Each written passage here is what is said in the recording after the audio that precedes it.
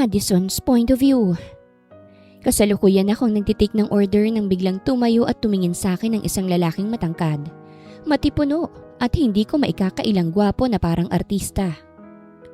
Gusto mong magpakasal ako? Then I'll marry her. Sambit nito sa ginang nakausap at sabay turo sa akin. Napaturo tuloy ako sa sarili ko. Ako ba? Sir? Tanong ko sabay tingin sa paligid ko. Nakita kong pagngiti niya tumango sa akin. Yes, ikaw nga. Marry me. Ulit pa niya. Pero hindi yun pakiusap, kung hindi utos. Napakunot ako ng noo. Ay, sir, hindi ako interesado sa'yo. You see, nagtatrabaho lang po ako rito as waitress. O sige, pakasalan mo siya. Utos naman ng ginang na nakaupo. Hindi ako tututol. I don't care kung sinong gusto mong pakasalan uno. Basta't maikasal ka lang bago ka mag-30. Napasinghap ako ng bahagya. Hindi ko alam kung matatawa ba ako o matatakot sa sitwasyong nasasaksihan ko ngayon. Simpleng pag-abot lang sana ng menu ang pakay ko. Tapos heto at may nag-aalok na sa akin ng kasal? Ay ma'am, sir, hindi po talaga ako interesado. Nangingiti kong sagot, sabay iling. Nagtatrabaho lang po ako rito as waitress. Saka wala sa isip ko na maging instant wife ako. May ilang taong nagbubulong-bulungan. Ang iba naman, napapasinghap. Ang iba natatawa. Napailing na lang ako dahil sa mag-inang to na tila ba ginagawang biro ang pagpapakasal. Narinig ko ng malalim na buntong hininga ng lalaki na tila hindi nagustuhan ang sinabi ng ginang. Mukhang naghahanap lang siya ng way para hindi maikasal at ako ang ginawa niyang shield. Abat, nadamay pa talaga ako, no? I'm serious, mom. Mariing sambit ng lalaki. You want me to marry someone? Fine. I'll marry her. Parang bigla akong nanlamig. Ako? Ako talaga? Ay sir, may iba pa pong babae dito sa restaurant na. Gusto mo ba ng dagdag na sahod, iha? Singit bigla ng ginang na may malamig na tingin, pero matalim ang ngiti. Or bonus, basta't maikasal ko lang tong anak ko bago mag-30. Kahit sino babae pa yan, at kahit ikaw pa ay willing akong magbayad. Nanlaki ang mga mata ko. Ha? Ma'am, hindi po ako nabibili. Hindi ko na naituloy ang sasabihin ko nang biglang lumapit sa akin si lalaki at bumulong. Hindi kita binibili. I'm offering a deal. Clear, legal, and mutually beneficial. Kung papayag ka. Sambit niya sa akin habang nakatitig ng diretsyo sa mga mata ko. Ako naman ay nakatitig lang din sa kanya tila hindi ko naiintindihan ang sinasabi niya. Ang gwapo kasi, nakakatulala sa malapitan. Hindi ko magets, sir. Tugon ko ng pabulong rin. Nakita kong tumingin siya sa kanyang wristwatch bago niya ako mahigpit, pero maingat na hinila palayo sa harap ng ginang. Come, we need to talk somewhere quieter. Mahinang sabi niya. Sir, bawal po yan. May shift pa ako Pero hindi niya ako pinakawalan. Paglingon ko, nakamasid ang ginang. Nakataas ang kilay at nakangiti na parang natutuwa pa siya sa nangyayari. Pagdating namin sa isang sulok na walang nakakarinig, sa kanya binitawan ng kamay ko. Huminga siya ng malalim na para bang ang laki ng problema niya. I'll pay you 1 million pesos. Napakurap ako. Ha? 1 milyon? 1 million. Papakasalan mo ko for 1 year. After that, automatic annulment. Clean break. Wala kang responsibilidad. Wala ring emotional attachment. Just a contract. Dire-diretsyong sambit ng lalaki. Tinitigan ko siya mula ulo hanggang paa. Halatang mayaman siya pero baka naman scam to. Hindi ako papayag na maskam ano? Sir, hindi po ako gold digger. Pagsakay ko sa trip niya. Wala naman akong sinasabing gold digger ka. That's my offer. Kapalit ng 1 taong kasal. Napalunok ako. Bakit ako, sir? Marami naman diyang willing. Marami namang mayayaman, sosyal, model, influencer, babae na mas bagay sa'yo. Because you're ordinary. Natigilan ako. Excuse me? Parang sinabi mo na ring pangit ako Nakita kong natawa siya ng bahagya. Hindi sa akin galing yan. Sa'yo. But... Wait, hear me out first. Kaya ikaw kasi ordinaryo ka lang na tao. Ulit niya. And ordinary means simple. Walang drama. Walang hidden agenda. Walang habol sa pera ko.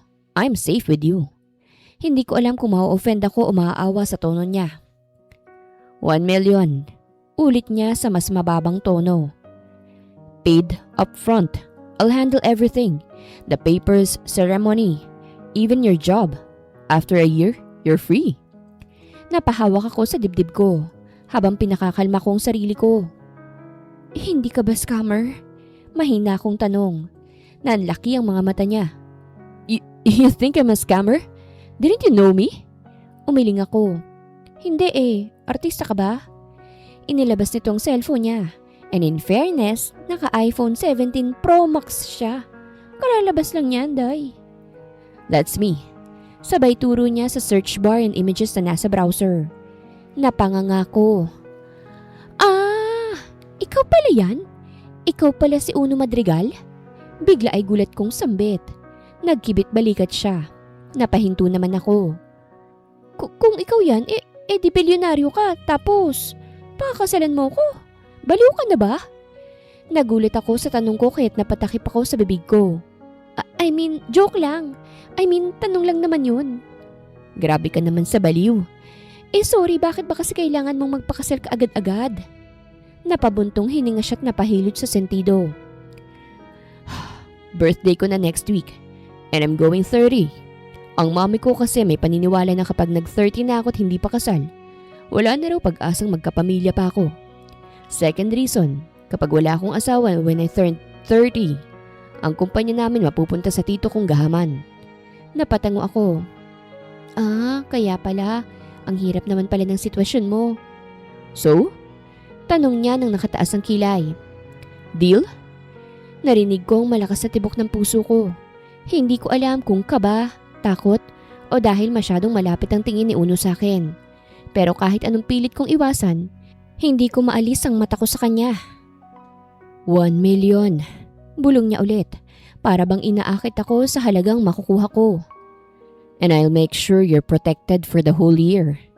Protected? Tanong ko't napakunot ang noo. Yes. Tiningnan niya ang kamay niyang kanina lang ay nakahawak sa akin. Hindi kita gagalawin. Hindi kita hahawakan nang hindi mo gusto. Hindi rin kita gagamitin para sa kahit ano pang drama ng pamilya ko. You'll just be my wife, on paper. Nastak ako sa salitang wife. Magiging asawa ko ng bilyonaryo ng ganito kadali? Totoo ba talaga to? Bakit parang ang dali sa'yong magsabi ng kasal? Hindi ko mapigilang itanong. Hindi ka ba natatakot na after 1 year, baka hindi umayon sa kontratang mangyayari? Ngumiti siya pero bakas ang lungkot. Hindi ako natatakot. Kung papayag ka, we'll have rules. Clear ones. No strings attached. No expectations. No real marriage. Just a contract. Dagdag pa niya. Pero... You'll have your own room. Patuloy niya pa.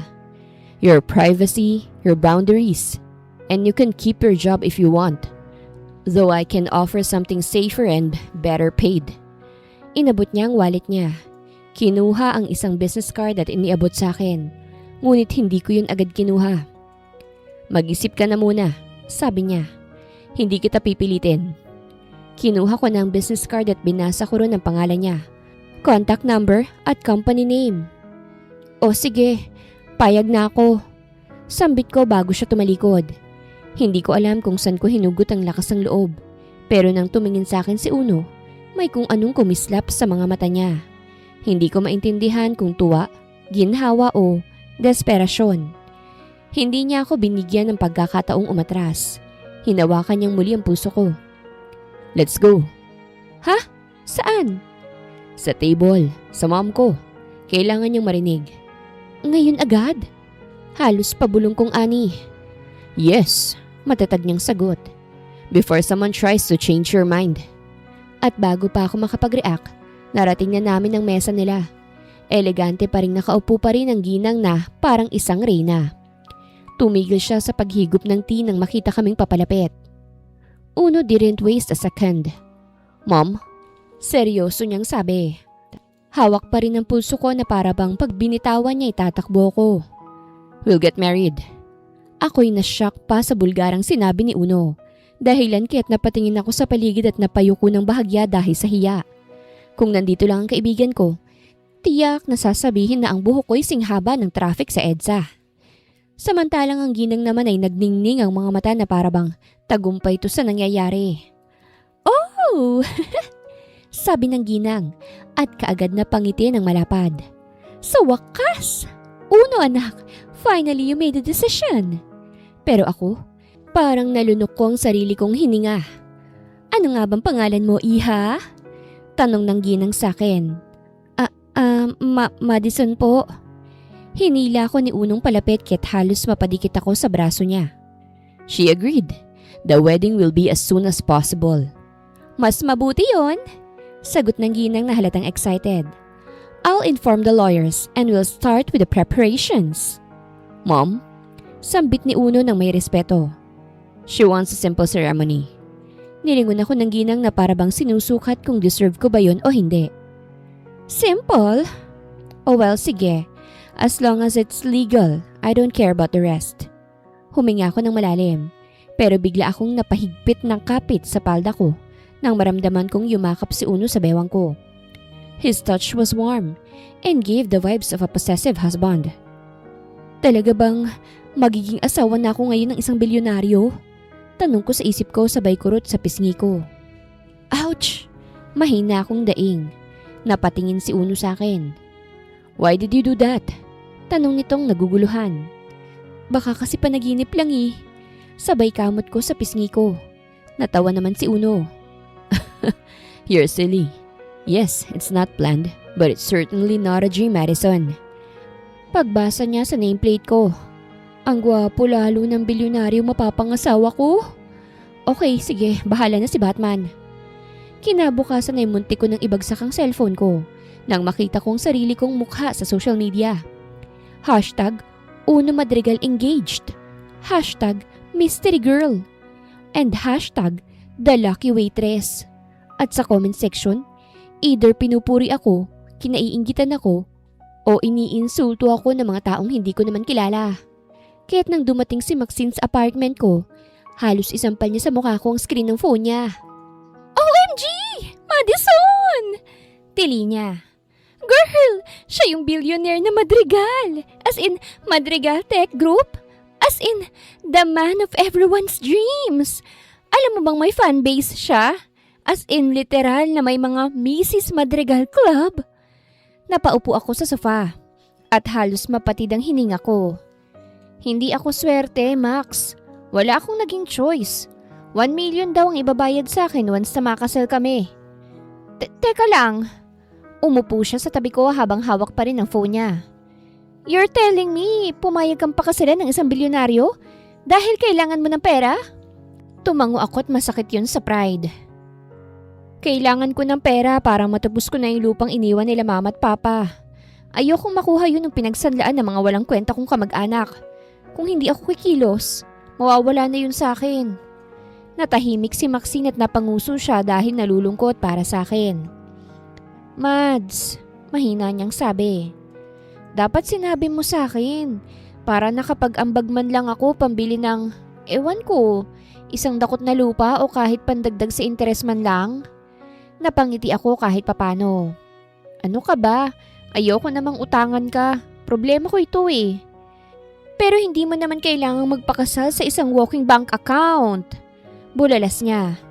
Baka mamaya may hidden camera sa mansyon nila. O kaya may kailangan ka pang pirmahan.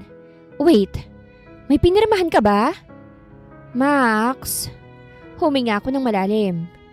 Meron dahil may kontrata. Nabitawan niya ang phone niya. Hala? Seryoso? May pa-contract signing pa kayo? Tumango ako. Yes, ang nakalagay doon magpapakasal ako sa kanya at kailangan umabot kami ng 1 taon. No strings attached. Then maghihiwalay kami. We will process the annulment. Wow! Bulong niya sabay hawak sa sentido niya.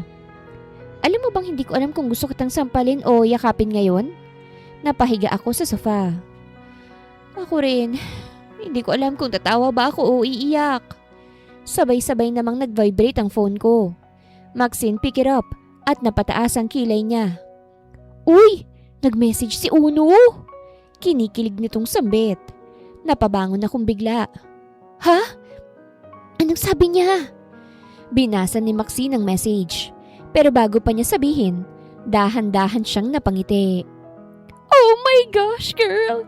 You need to breathe! Maxine, ano nga kasi? Binasa niyang text messages ng malakas. Hey Madison, pack your things. I'm picking you up in 30 minutes. Mom wants you to stay at the magical residence starting tonight for security. Napalunok ako. Girl. Nakangiti ngayon si Maxine at namumula ang pisngi. Simula ngayon hindi ka nalang basta si Madison. Ha? Ako pa rin naman to ah. Gaga, syempre ikaw pa rin yan. Ang ibig kong sabihin ay ikaw na si Madison Madrigal. Fiancé ka na ng isang bilyonaryo. And the world will be watching. At doon ko lang na-realize kung gaano kalaking pagbabago sa buhay ko ang pinasok kong ito. Well, makikinabang din naman ako sa pera. That's all I need. Ilang oras pang nakalipas ay tapos na akong mag-ayos sa mga gamit ko. A black luxury car just parked outside. At habang nakatingin ako sa bintana ay parang lalabas na ang puso ko dahil sa kaba. Madison! Bulong ni Maxine habang sumisilip sa bintana. Holy freaking money! Andito na siya! Sambit nito sabay na palunok. Girl, ang linis ng kotse. Kita mo yung reflection mo. Mas malinaw pa sa utak mo. Tumigil ka nga. Natatawa kong sagot habang isinasara ang maleta. Nakakahiya, hindi man lang ako nakapagbihis ng maayos. Dagdag ko pa. Tingin ko wala siyang pakialam kung naka-hoodie ka. Mukha ka namang tao pa rin. Maxine! Pinanlakihan ko siya ng mga mata. Joke lang, hindi ka naman mabiro. Okay ka naman, Frenny. Maganda ka pa rin. Pambobola nito sa akin bago tuluyang may kumatok sa pintuan. Nagkatinginan kami ni Maxine.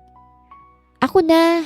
Pag-aalok niya't kaagad na nagtungo sa pintuan at binuksan yon. Kaagad kong nakita si Unong nakaitim na long sleeves. Nakaayos ang buhok at halatang galing sa isang meeting na for sure ay milyon-milyon ang nakataya. Pero nang nakita niya ako ay bahagyang lumambot ang tingin niya. Hi Madison, bati niya. Ready ka na ba? Tanong nito sa akin. Ramdam ko ang kaba ko na parang gustong tumalo ng puso kong palabas. Oo, sandali lang ah. Sambit ko saka inabot ang maleta. Hindi pa man ako nakakapag-adjust ay inabot niya na yon mula sa kamay ko. Si Maxine namang sa likod ko ay napapabulong. Lord, bigyan mo rin ako ng ganitong jowa, please. Pinanlakihan ko ng mga mata si Maxine dahil baka marinig ni Uno at baka kung anong isipin nito. Let's go. Sambit ni Uno saka tumingin sandali kay Maxine. Thank you for helping her. Kumaway si Maxine na para bang artista ang kaharap niya. Paglabas namin ay binuksan agad ni Uno ang pinto ng sasakyan para sa akin. At doon ako napatitig. Sir, Uno, hindi mo naman kailangang pagbuksan pa ako ng pinto. It's part of the deal. Sagot niya. I'll take care of you for the whole year. Ngumiti na lang ako ng bahagya saka pumasok na sa loob at umupo sa passenger seat. Pagkatapos niyang umikot at sumakay sa driver's seat, ay sinara niya ang pinto. Nang makapasok siya ay saglit niya akong tiningnan. Are you nervous? Tanong niya. Sino bang hindi kung ganito kabilis lahat ng pangyayari? Sagot ko. Don't be. Binuksan niya ang seatbelt. Yumuko ng bahagya at siya mismo ang nagkabit ng seatbelt ko. I told you, I'll protect you. From now on, bulong niya habang umaandar kaming paalis. You're Madison Reyes, fiancé of Uno Madrigal. Nakangiti niyang sambit na siyang nagpagaan ng loob ko. Nagsimula na ring umandar ang kotse papalayo sa dati kong apartment. Hindi ko alam kung ilang minuto o oras ang naging biyahe namin dahil nakatulog ako. Nagising na lamang ako nang tapikin ni Uno ng bahagya ang balikat ko. Sorry. Paghingi nito ng pasensya. Get ready yourself. Malapit na tayo. Dagdag pa nito kaya't inayos ko ng upo ko at pati na rin ang sarili ko. Dahan-dahan namang bumagal ang sasakyan sa harap ng isang iron gate na sobrang taas. Pagkaskan ng guard sa QR ID ni Uno, ay bumukas yun ng dahan-dahan na parabang tulad sa isang palasyo. At nang tuluyang pumasok ang kotse ay literal na napabuka ang bibig ko. Uno, bulungkot hindi ko napigilang magtanong. Mansyon ba to o palasyo? Nakikita ko ngayon ang malawak na garden at may ilaw na parang sa 5-star hotel. Fountain na mas maganda pa sa nakikita ko sa sentro ng syudad. May mga halaman, may pool, may driveway na parang runways ng airport. Umiling siya ng kontit na pangiti. It's home. Home? Halos mapasigaw ako. Parang isang palasyo na ito na sobrang lakit ganda eh. Hindi siya sumagot, pero narinig ko ang mahina niyang tawa. Paghinto ng sasakyan sa harapan ng main entrance, ay agad lumapit ang dalawang lalaki para salubungin kami. Binuksan nilang pinto at tumingin sa akin ng may magalang na ngiti. Good evening, young madam. Bati nila. Young madam? Halos masamid ako sa hangin. Narinig ko ulit ang mahinang tawa ni Uno habang binubuksan niya rin ang pinto niya. Lumabas ako ng sasakyan sa kapinasadahan ko ng tingin ng buong mansyon at parang nawala ang hininga ko. Ang mansyon mismo ay modern elegant, malaki, ginto ang trimming ng mga bintana. Kahit ang tiles ay sobrang linis, para bang salamin. May malalaking chandelier sa main entrance na nakikita ko lang sa mga website. Uno, bulong ko. Hindi ako handa. Baka mamaya pagpasok ko matrigger ang emergency alarm kasi mukha akong hindi taga rito. You're my fiancé, sagot niya agad. You belong here. Automatikong tumigil ang puso ko ng 3 segundo dahil sa sinabi niya. Anyway, para kasi nga. Kinikilig na sambit ko sa isip ko. Bago pa ako makasagot ay bumukas na ang malaking pinto at lumabas ang mami ni Uno. As usual, elegante pa rin ang pananamit nito na para bang isang reyna. Ako lang yata ang mukhang katulong dito ah. Bulong ko sa isip ko. Oh, iha! Welcome to the Madrigal Residence. Malapad ang ngiti niya. Nakaprepare na ang guest room. Fiancé room mo. Fiancé room? Nauutal kong tanong. May ganun po ba? Yes! Sagot ng ginang. Proud. Next to Uno's room of course, para mas madali kayong mag-uusap habang piniprepare ang wedding. Napatingin ako kay Uno at nakita ko siyang tumango. Come inside, dagdag pa niya. I'll give you a tour. We have a lot to discuss. Wedding planners will arrive tomorrow. Pagpasok ko sa loob ng mansyon ng Madrigal, parang gusto kong magtanggal ng tsinelas kahit naka-rubber shoes ako. Hindi ko alam kung saan ko ilalagay ang mga paa ko dahil baka mamaya may matapakan akong mas mahal pa sa buwan ng renta ko. Pero di pa man ako nakakapag-react sa laki ng mansyon ay nagsimula ng mami ni Uno sa tour. Dito ang main hall, banggit niya habang nakangiti. Imported ang marble galing sa Italy, lahat ng lightnings customized. Napamura ako sa isip ko. DIY chandelier lang ang meron ako sa apartment eh. Wow, yun lang ang nasabi ko. Sumulyap sa akin si Uno ng may halong amusement. You'll get used to it.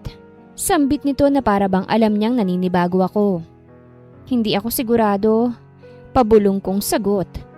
Lumakad kami papunta sa hallway na punong-puno ng paintings na halatang hindi nabili sa Divisoria. This is our art gallery, paliwanag ng ginang. Our family collections.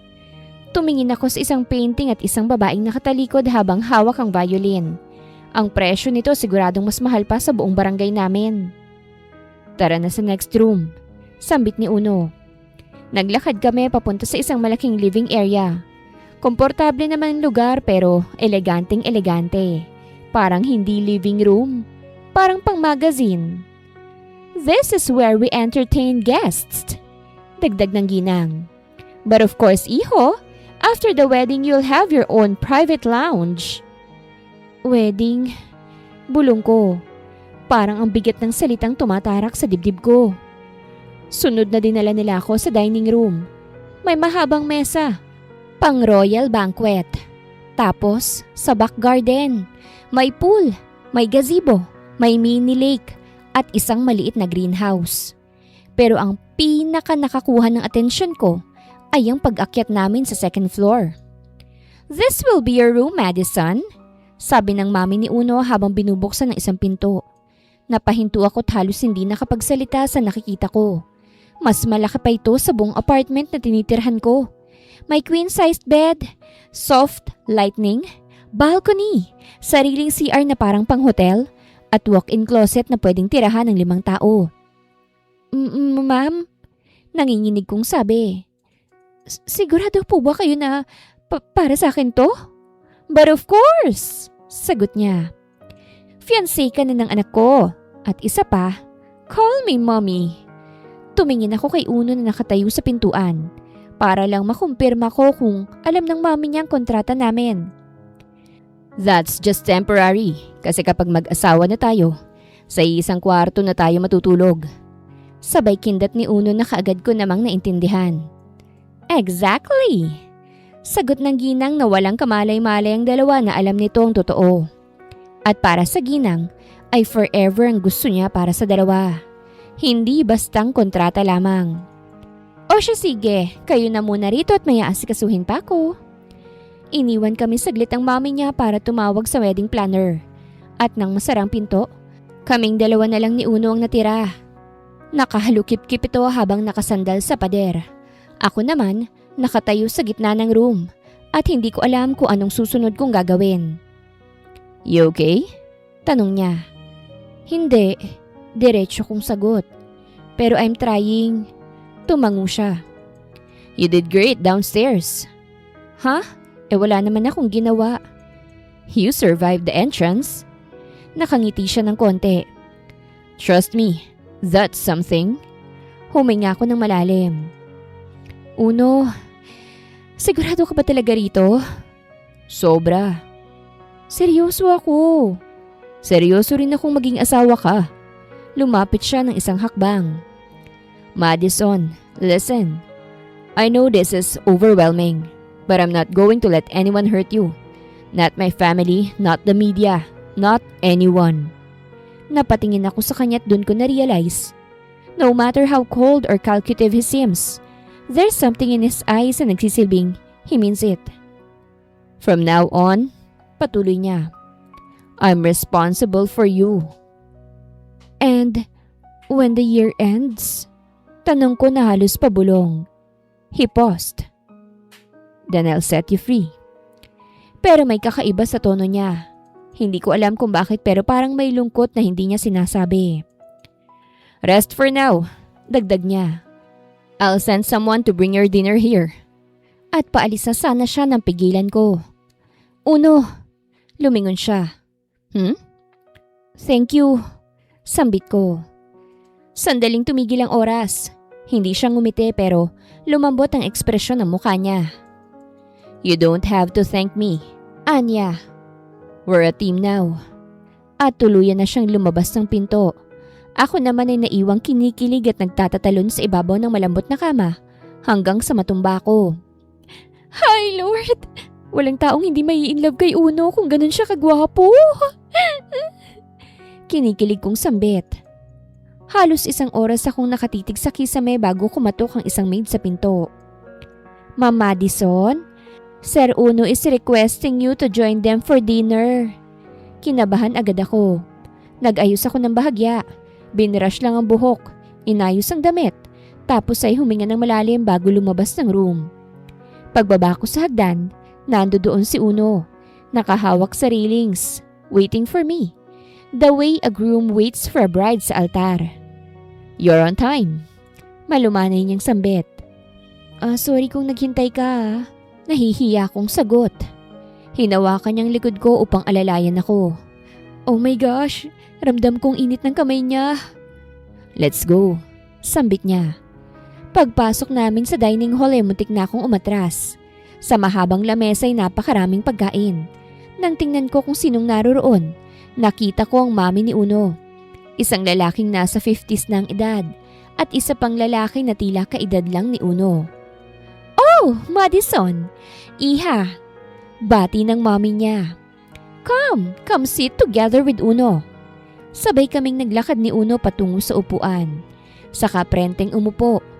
Nang mga oras na yun ay ramdam ko kagad ang bigat ng mga tingin ng 2 lalaki na para bang sinusuri ang pagkatao ko. I'm Uno's father. Since hindi pa naman kayo kasal ng anak ko, you can call me Uncle Fred. Pakilala ng may edad na lalaki. So you're the woman Uno decided to marry?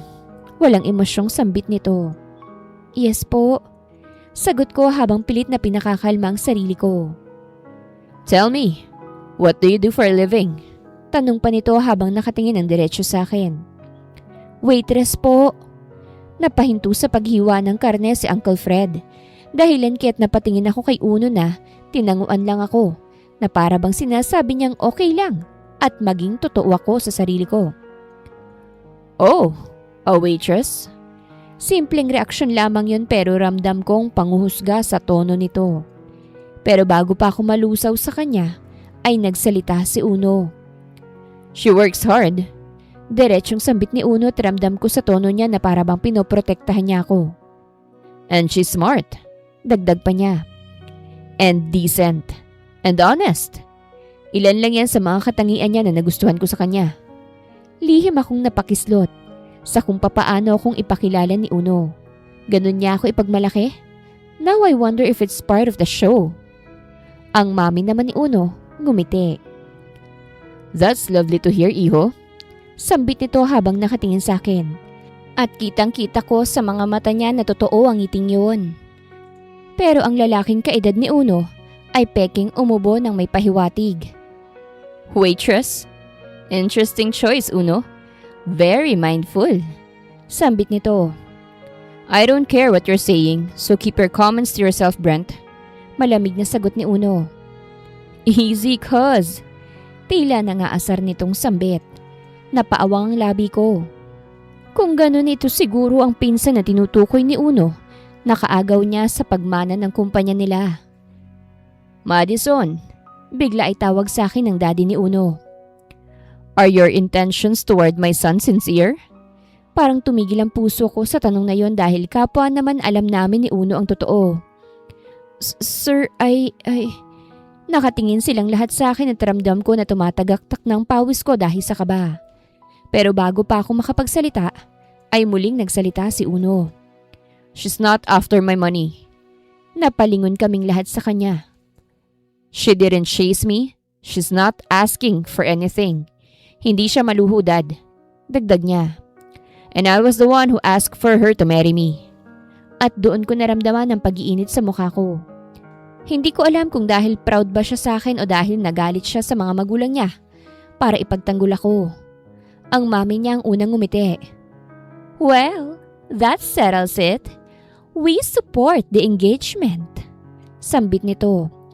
Kaagad ko namang napansin ang biglaang pagbabago ng emosyon ng pinsan ni Uno. You sure about that, Uno? Tanong ng pinsan nito na halos nakangisi ng pilit. Marrying someone you barely know? I'd rather marry her than someone who wants my inheritance. Tugon ni Uno ng diretsyo. Doon tuluyang natahimik si Brent. And for the first time tonight, Uno reached under the table para haplusin ang kamay ko. You're safe. Bulong niya ng sobrang hina na halos ako lang nakarinig. Malumanay akong napangiti at gumaan ang pakiramdam dahil matapos nun ay kumain kami ng hindi ako ang pinag-uusapan. Nang gabi rin na yun na ibinigay sa amin ni Uno ang basbas ng mga magulang niya. Gusto na nilang ikasal kami sa lalong madaling panahon. Rush wedding ang naging eksena. Halos wala pang 3 araw ay handa ng lahat. Para akong natulog lang tapos kinabukasan kasal ko na. Habang nakatitig ako sa malaking salamin ay halos hindi ako makapaniwala sa itsura ko. I am now wearing a white dress. Nakaayos ang buhok, naka-makeup, at parang ibang tao ko ngayon. Napapitlag ako nang biglang may kumatok sa pintuan. Come in. Mahina akong sambit kahit hindi ko alam kung sinong kumakatok. Nang bumukas ang pintuan ay kaagad kong nakita si Uno. Napatitig ako sa kanyang mukha dahil mas gumwapo siya kaysa sa usual niyang ayos. Nakasuot ng simpleng black suit at tumayo lang sa tabi ng kama at tinitingnan ako. Magiging asawa ko ba talaga tong gwapong nilalang na ito? Tanong ko sa isip. Pumasok si Unong nakangiti. Hi, mahina akong bulong. Bakit ka nandito? Di ba bawal tayong magkita? Kasi may kasabihan na baka hindi matuloy ang kasal. Hindi lang matutuloy ang kasal kung tatakas ka. Tatakas ka ba? Tanong Tanong nito. Napangiti naman ako. Hindi, syempre. Sabay yuko ko at ramdam kong nanginginig ang kamay ko. Relax, Madison. Tonight is just for the ceremony. Nothing else. Huminga ako ng malalim. Okay. Tumayo siya sa tabi ko at dahan-dahang ibinaba ang kamay niya sa kama. Remember, I'll follow the rules. You don't have to do anything you don't want. This wedding is just a formality. Sambit niya habang nakatingin sa akin.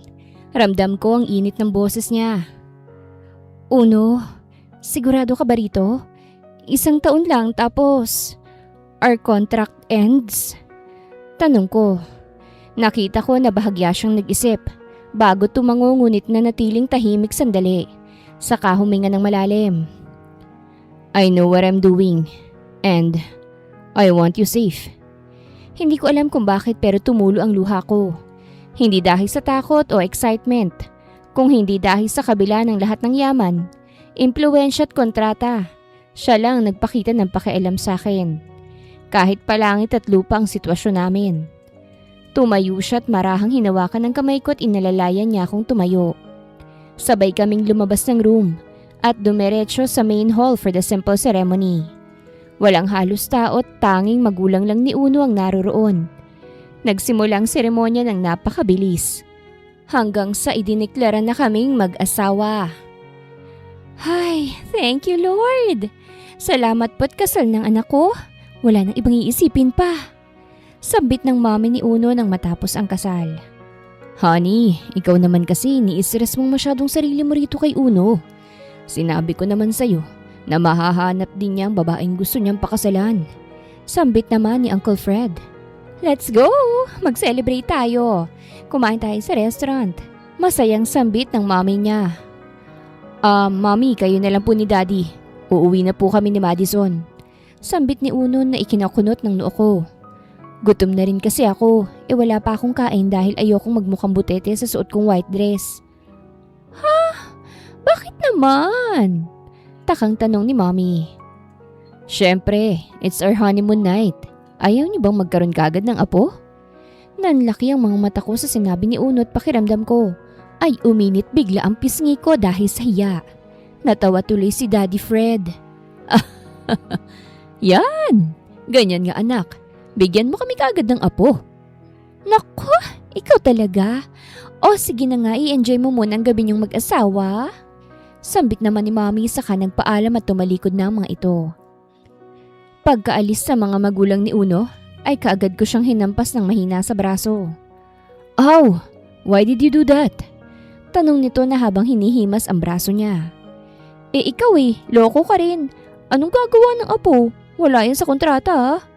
Sambit ko saka inirapan siya. Dahilan ko lang naman yun para hindi na natin sila makasama. At isa pa, tumingin itong bigla sa paa ko. Paltos na yung mga paa mo dahil sa heels na suot mo. Napakagat ako sa ibabang labi ko. Kanina pa talaga ako nasasaktan dahil gumagasgas yung suot kong heels sa balat ko. Ganito naman kapag bago yung heels tapos hindi pa ako sanay na magsuot ng ganito. Dahil sa trabaho, flat shoes lang naman ang gamit namin para iwas disgrasya. Kaya ko pa naman na... Hindi ko na natapos ang sasabihin ko nang bigla niya akong buhatin ng pa-bridal style. Hoy! Uno! Baba mo ako! Sigaw ko. Huwag ka nang malikot dyan. Ayokong mas lumala pang paltos mo sa paa. Ayokong mas masaktan ka pa. Natigilan ako sa pagpitlag at natahimik sa sinabi niya. Ramdam na ramdam ko kasi ang pag-aalala at pag-aalaga niya sa akin. Like, makakatagal ba ako ng 1 taon nang hindi nahuhulog kay Uno? Ba't walking green flag siya Dahan-dahan niya akong isinakay ng kotse at hindi na ako umangal pa. Nang nag-drive siya, dumiretso kami sa isang mansyon na minsan na naming napuntahan. Isa raw yun sa mga namana ni Uno. Regalo na rin dahil bubuo na ito ng isang pamilya. Nang makarating kami, hindi pa kami nakabababa nang biglang tumunog ang tiyan ko. Sorry, nahihiya kong sambit. Gutom ka?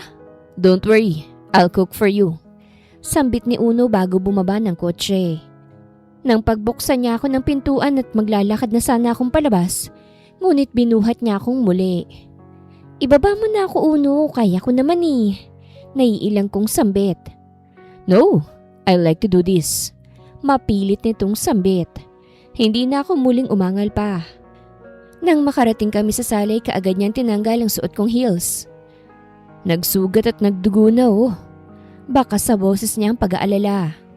Umalis siya at saglit lang nang bumalik siya at may dala ng medicine kit. Inangat niyang pa ako at isinampa sa tuhod niya habang nakaluhod siya. Uno, nakakahiya. Mahina akong sambit. Huwag kang mahiya. Asawa na kita, kaya't kailangan ingatan kita. In sickness or in health nga, di ba? Hindi na ako nakasagot pa dahil hindi ko alam kung kasama pa ba sa kontrata namin ang sinasabi niya. Basta't ang alam ko lang na mga oras na yun ay sobrang bilis ng tibok ng puso ko na para bang sasabog anumang oras. Aw! Daing ko nang punasan niya yun ng bulak na may alkohol. Pasensya na, kailangang lagyan ng alkohol para iwas impeksyon. Tugon ni Uno sa kamarahang hinipan ng paa ko na may sugat. Ang lalaking to, sanay na sanay magpakilig. Nang matapos linisin ni Uno ang sugat ko'y tumayo na ito. Wait here, magluluto ko na makakain natin.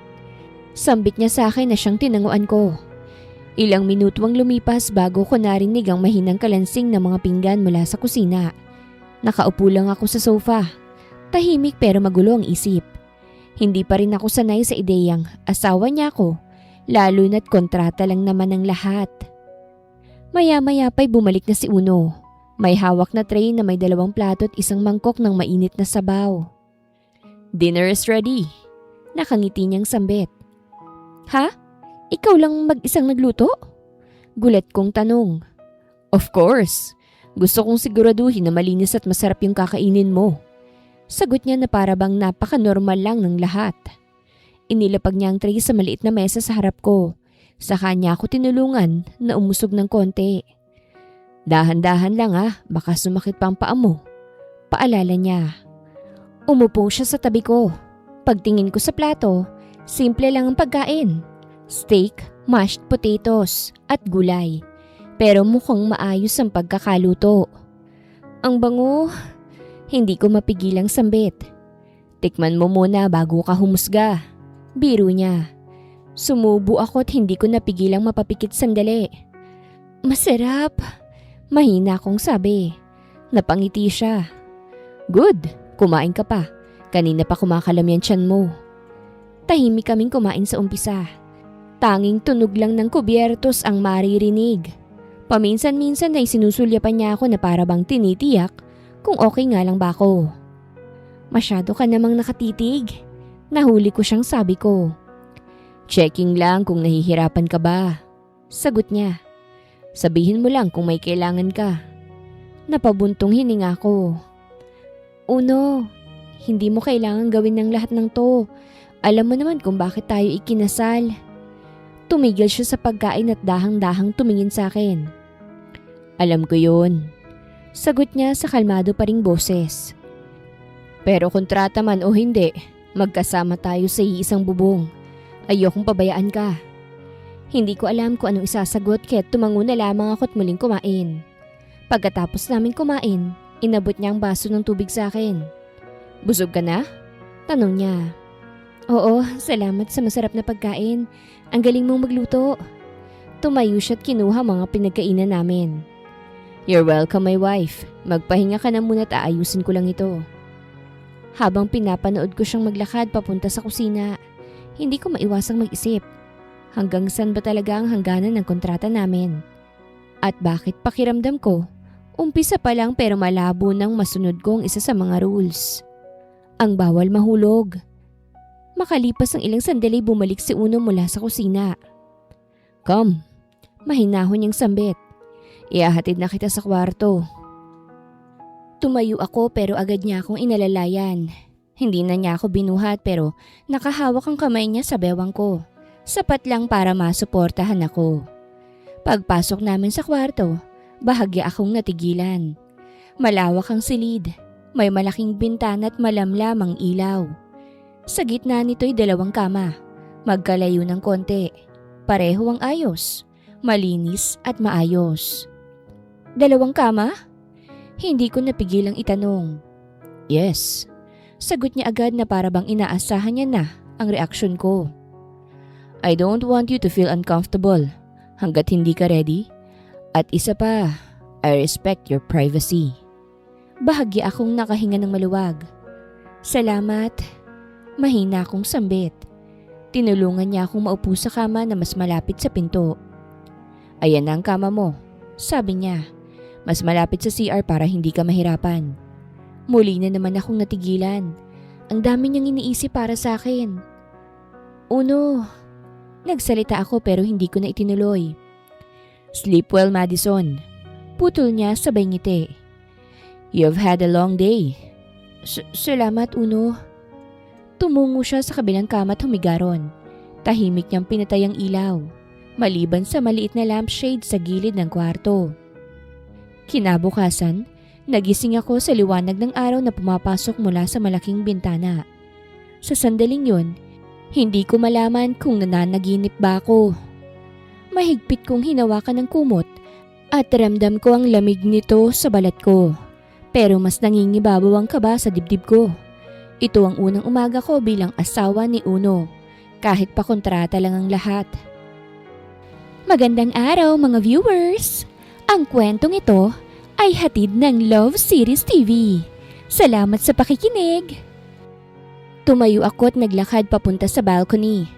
Bumungad sa akin ang malawak na tanawin, ang pool, ang hardin, at ang buong property. Hindi ko napigilang huminga ng malalim at pilit inaalis ang bigat na unti-unting bumabalot sa akin. Bigla kong naramdaman ng isang presensya sa likod ko. Gising ka na pala? Good morning. Napalingon ako at doon ko siya nakita. Si Uno, nakasimpleng polo at jeans, walang kaarte-arte at parang natural lang sa kanyang mamuhay sa gitna ng karangyaan. Good morning. Mahina akong sagot at pilit pinakakalmang sarili ko. Lumapit siya ng dahan-dahan at tila tinitingnan kung okay lang ba ako. Did you sleep well?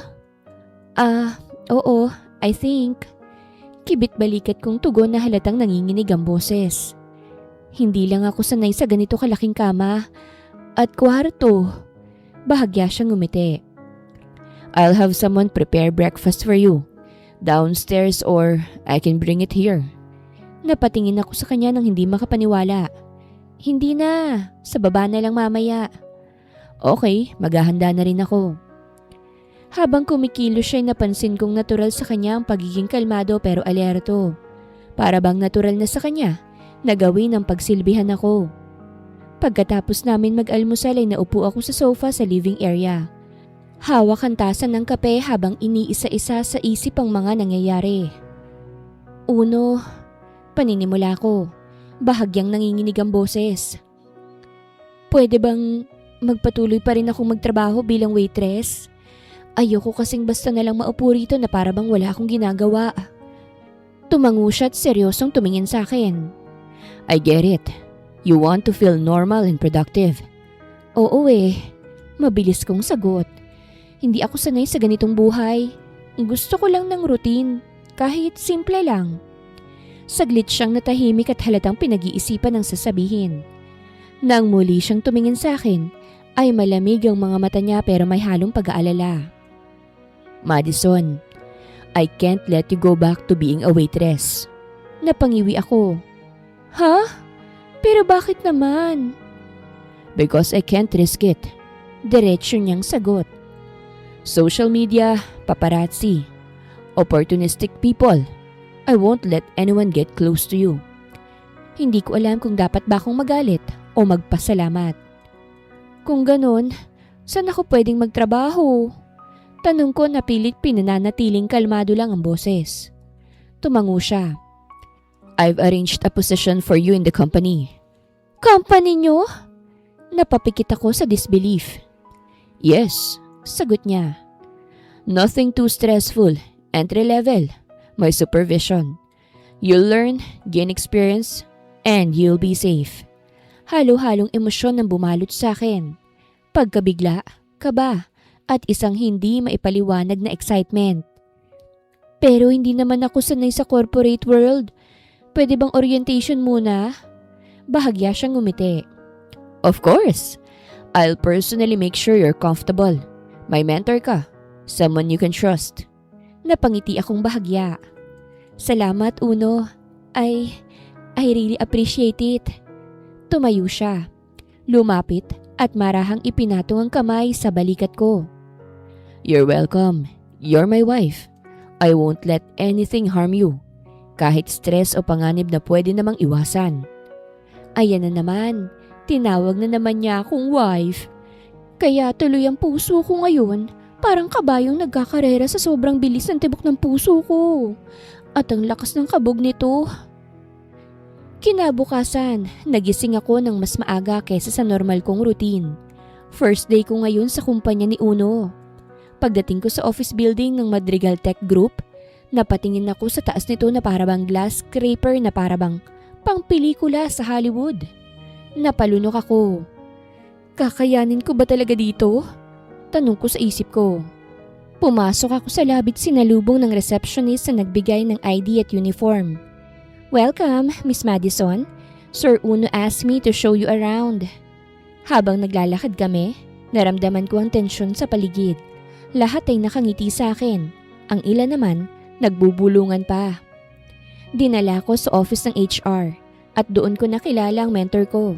Isang babaeng sweet na nakangiti at halatang professional. Hi Madison, I'll guide you through your first week.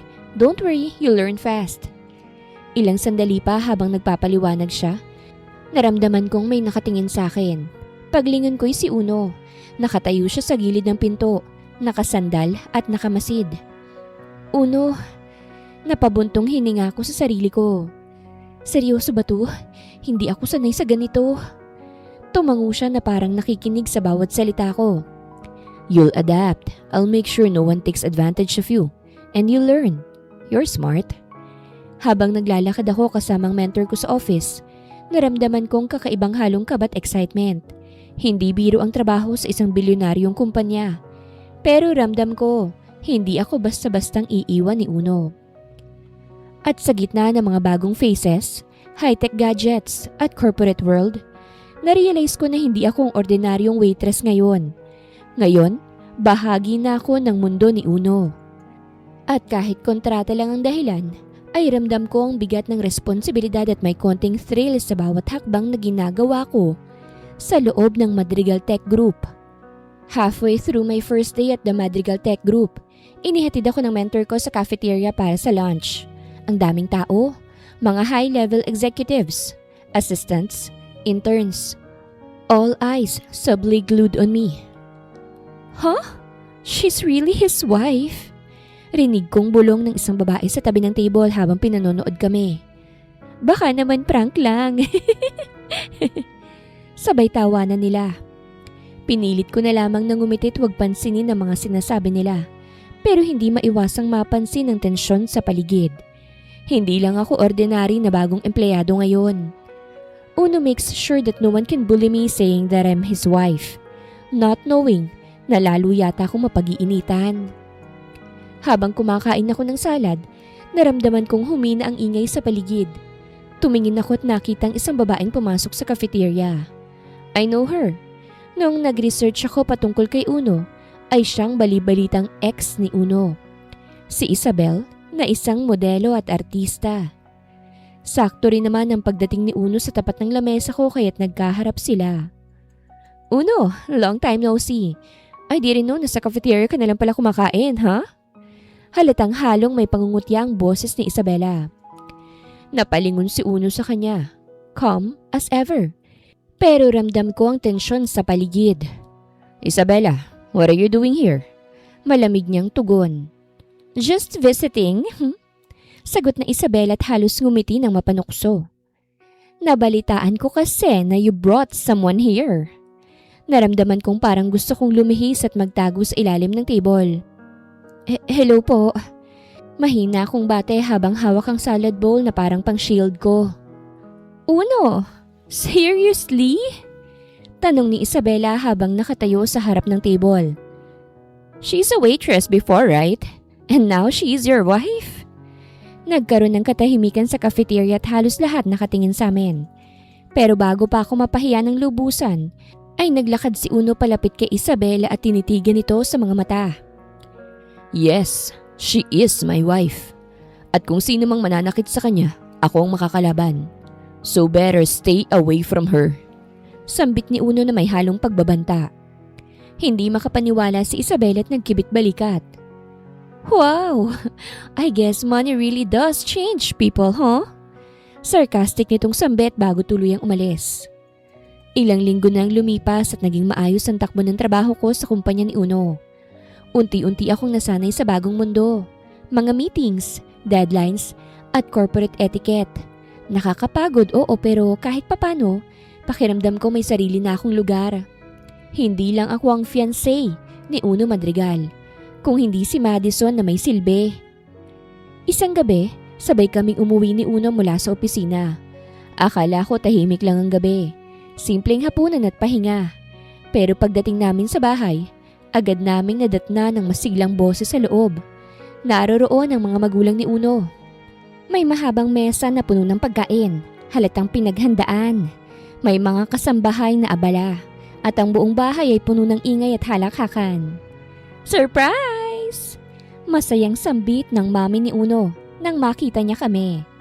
Nagpasalo-salo kami. Matagal na rin tayong hindi nagsasama-sama.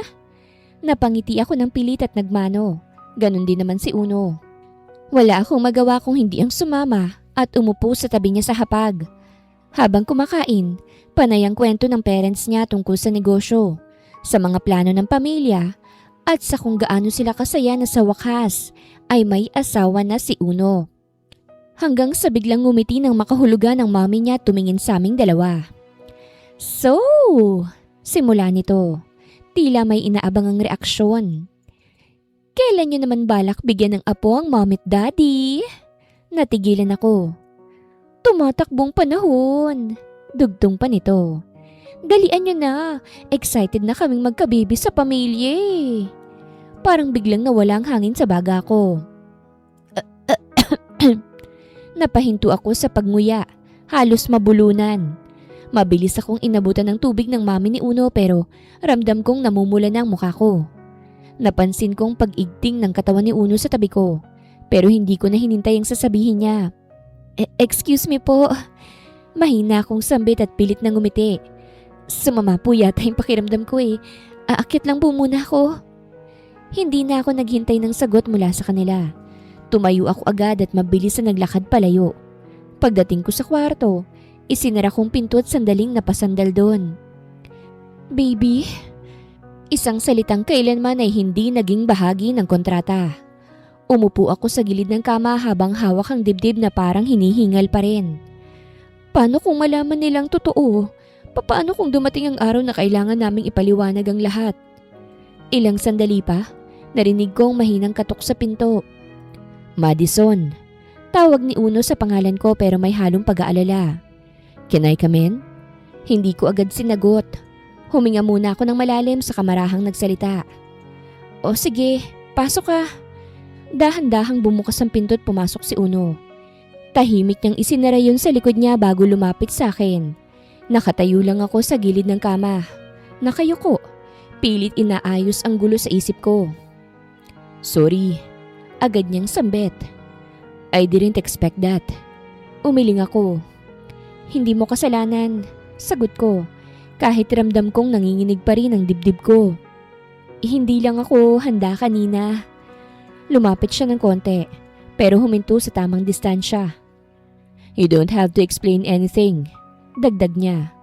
Not to them, not to me. Napatingin ako sa kanya. Pero, paano kung paulit-ulit nilang itanong? Hindi naman tayo pwedeng magsinungaling habang buhay. Saglit siyang natahimik. Kita kong pag-igting ng panga niya bago siya huminga ng malalim. I'll handle it. Mariin niyang sabi. I'll talk to them. I won't let them pressure you. Uno. Mahina akong tawag. Contract or not, dugtong niya. Wala sa usapan ng baby. And I won't cross that line. Tumulo ang luha ko nang hindi ko namamalayan.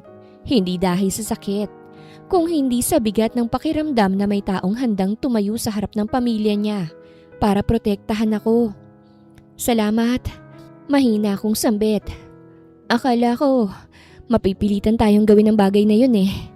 Umiling siya. Never. Saglit siyang nag-atubili, saka umupo sa kabilang kama. Inilapag niya ang mga siko sa tuhod at tumingin sa sahig. But I need to be honest with you. Dagdag niya.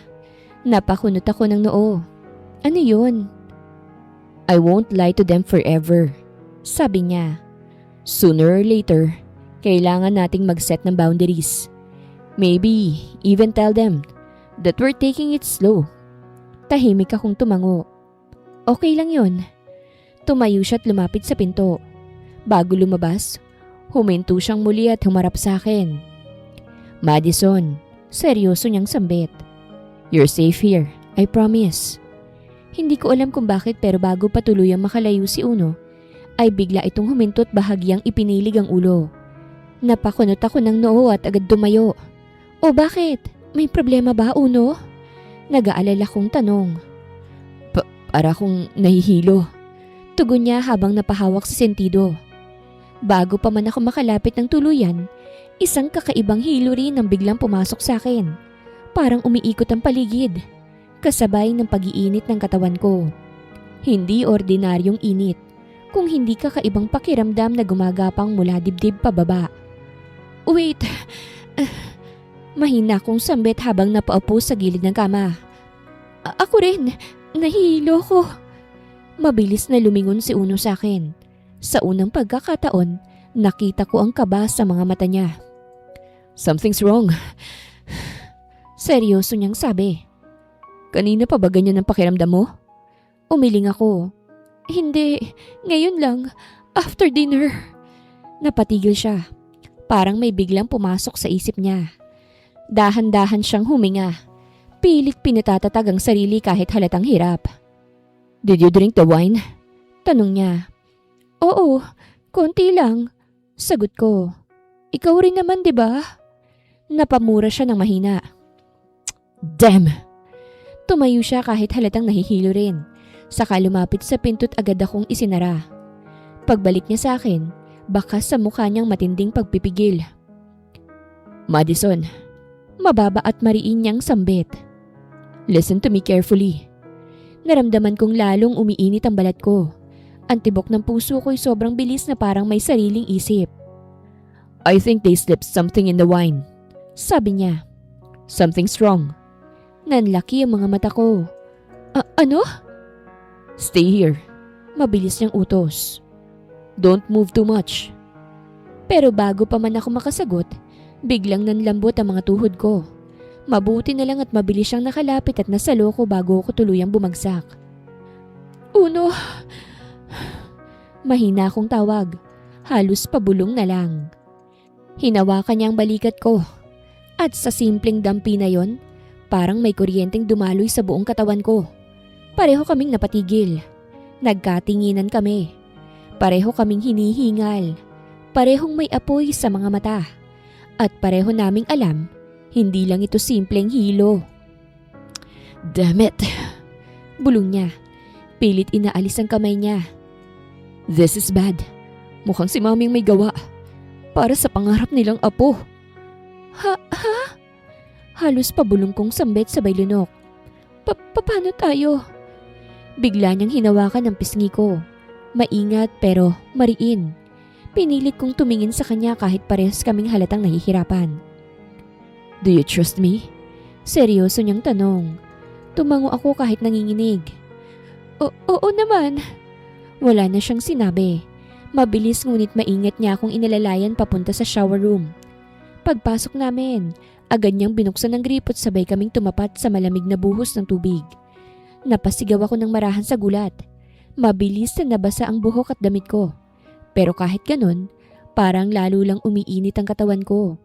Para bang hindi sapat ang lamig para patigilan ang kakaibang apoy sa loob. Just breathe. Mariing sabi ni Uno. Nakapikit. Parang ipinipilit ang sariling manatiling kalmado. Look at me. Just focus on breathing. Sinubukan kong sundin siya. Huminga ako ng malalim, paulit-ulit, kahit ramdam ko ang panginginig ng mga kamay ko. Nakatayo lang siya sa tapat ko. Hindi lumalapit, hindi humahawak. Maliban sa sandaling inilapit niya ang kamay niya sa pader sa tabi ko. Parang nagpapaalala ng distansya.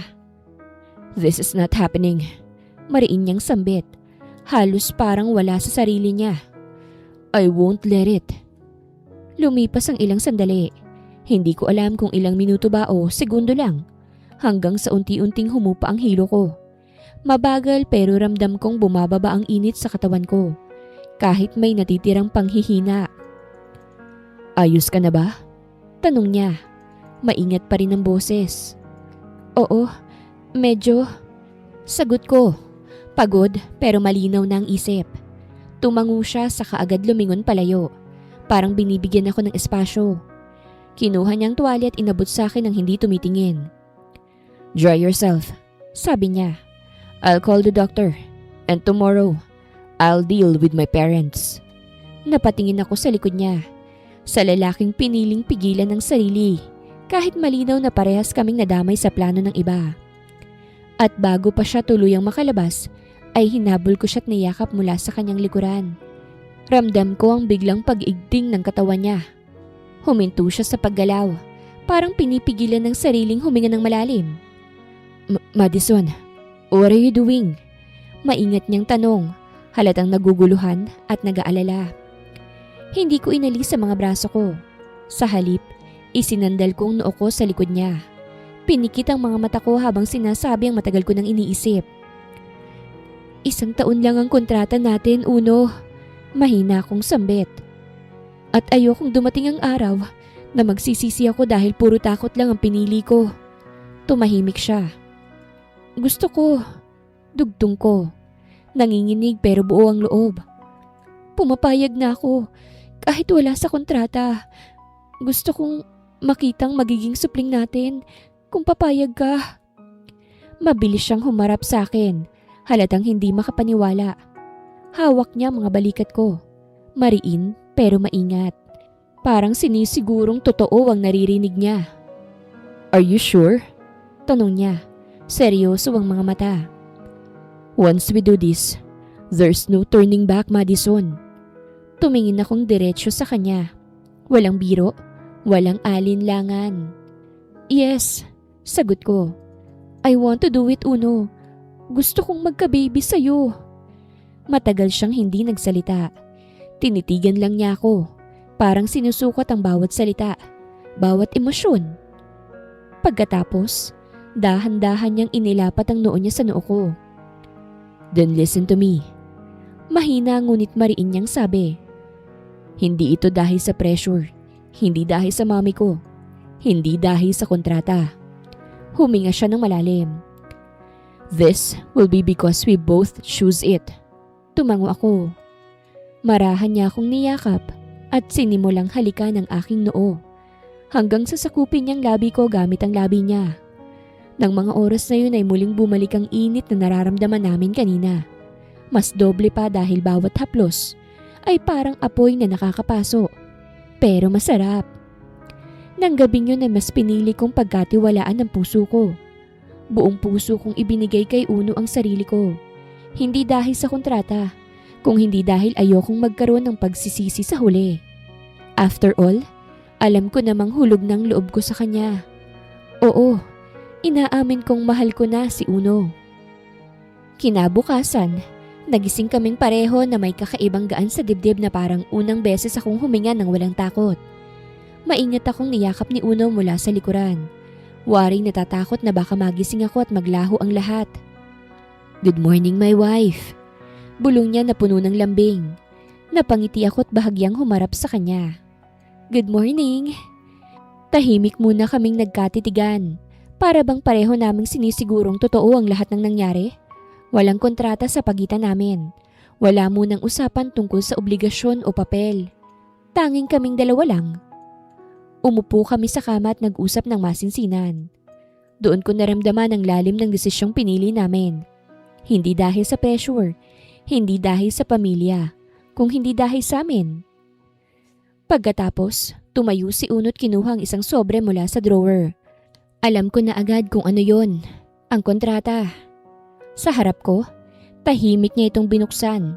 Sa kanya marahang pinunit ang papel hanggang tuluyan itong maging pira-piraso. Wala na yang silbi. Sambit niya habang diretso ang tingin sa akin. Hindi ko na kailangan yan. Napasinghap ako. Ha?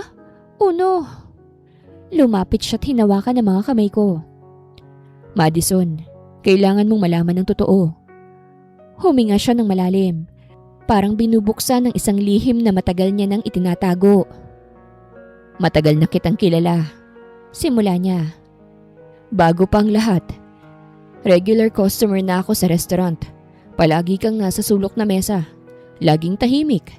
Laging mag-isa kapag break time. Akala mo hindi kita napapansin. Pero bawat pagpasok mo, alam ko na. I was the one who anonymously gave you flowers. Itinigil ko lang noong natakot ka na kasi naisip mo na baka masamang tao ako. Nanlaki ang mga mata ko. Ikaw? Ikaw pala yun? Tumango siya ng may munting ngiti. Doon pa lang, nahulog ng loob ko sa'yo. Dahil simple, masiyahin, at totoong tao ka. Matagal na kitang pinangarap, Madison. At nang dumating ang pagkakataon, kinuha kong chance na yun. Biglaan man ang alok ng kasal pero ang nararamdaman ko, hindi kailanman naging biglaan. Nangilid ang luha ko. So, ang lahat ng to? Hindi kasi sinungalingan. Putol niya sa marahan na boses. Ang kontrata lang ang peke. Ang nararamdaman ko sa'yo, totoo na mula pa noon. Hindi ko na napigilan ang sarili ko. Yumakap ako sa kanya ng mahigpit na parabang ayokong pakawalan siya ng sandaling yon. Sa unang pagkakataon ay malinaw sa akin ang lahat. Hindi ako napadpad sa buhay ni Uno dahil sa papel o kasunduan. Nandito ako dahil pinili niya ako. At sa wakas, pinili ko rin siya. Pagbaba naman namin sa salay, agad naman naming nadatna ng mami ni Uno sa sala na tila kanina pang naghihintay. May hawak tong tasa ng tsaa. Pero ang mga mata niya'y mapanuri at puno ng pananabik.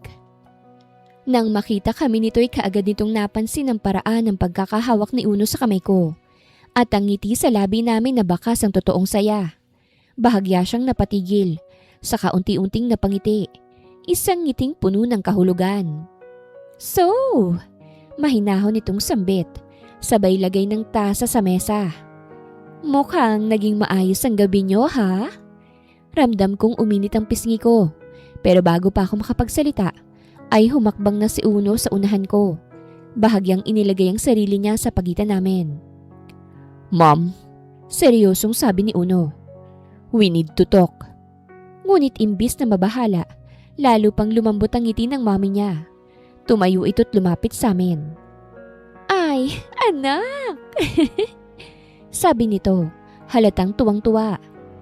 Hindi mo na kailangang magpaliwanag. Kita ko na. Napatingin to sa akin at sa unang pagkakataon, wala roon ang mapanuring tingin kung hindi saya at tagumpay. Success palang plano!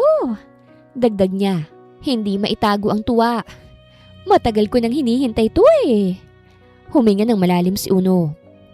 Mom, kahit na anong nangyari kagabi, desisyon namin yun. Hindi dahil sa plano nyo. Tumango ang mami niya, pero hindi nabawasan ang saya sa mukha. Oo naman, ang mahalaga, masaya kayo. At mukhang sobrang saya pa nga. Hindi na ako nakapagsalita. Hawak lang ni Uno ang kamay ko at hinalikan niya yon. Makalipas ang 1 taon, matapos kong manganak ng malusog na sanggol ay nakaupo kami ni Uno sa hospital room. Hawak-hawak ang bagong silang naming sanggol. Napakaliit niya. Ang mga kamay at paa, halos kasing laki lang ng mga daliri ko. Marahang humihinga. At sa bawat hininga niya, ramdam ko ang init at tibok ng puso niya. Dahan-dahan kong idinikit ang baby sa aking dibdib. Hi Lucas! Bulong ko. Nangingiti kahit may luha sa gilid ng mata. Hi baby! Mommy loves you! Si Uno, nakatayo sa tabi ko. Marahan niyang hinawakan, binuhat niyang baby ng marahan para masilip ang mukha niya. Napangiti siya ng malalim, halatang puno ng pagmamahal. Ang liit niya, pero ang tibok ng puso niya, ramdam ko na agad. Bulong ni Uno, saka ako tiningnan. Madison, salamat. Salamat sa iyo. Sa regalo na ito. Hinawakan kong kamay niya at tumingin sa kanya.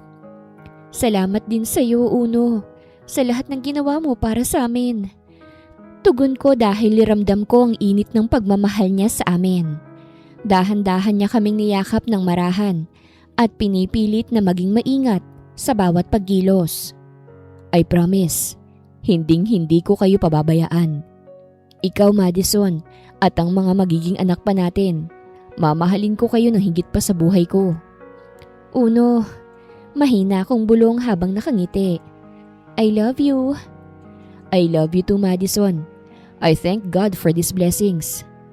Dahan-dahan niyang dinala ang sanggol sa kanyang mga braso. Hi, little champ. Daddy loves you.